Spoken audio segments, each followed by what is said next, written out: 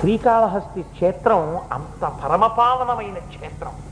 అక్కడ 63 మంది నాయనార్లు, శంకరాచార్య స్వామి వారు ప్రతిష్ఠించినటువంటి గొప్ప స్ఫటికలింగం, చండీశ్వరుడు, ధర్మరాజ ప్రతిష్ఠిత లింగం, యమధర్మరాజ ప్రతిష్ఠిత లింగం, చిత్రగుప్త ప్రతిష్ఠిత లింగం, మార్కండేయ ప్రతిష్ఠిత లింగం, ఇన్ని శివలింగాలు.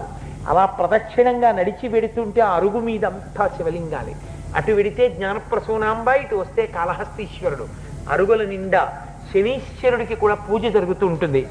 ఇక్కడ పంచముఖ నాగేంద్రలింగంగా నేను వచ్చి వెలిశాను కాబట్టి రాహుకేతువులు ఇక్కడికి వచ్చి ఎవరు దర్శనం చేసుకుంటారో వాళ్ళని బాధించరు అని వరమించాడు.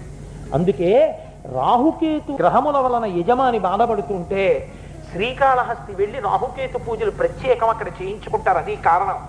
అంతటి వైభవోపేతమైనటువంటి క్షేత్రం శ్రీకాళహస్తి.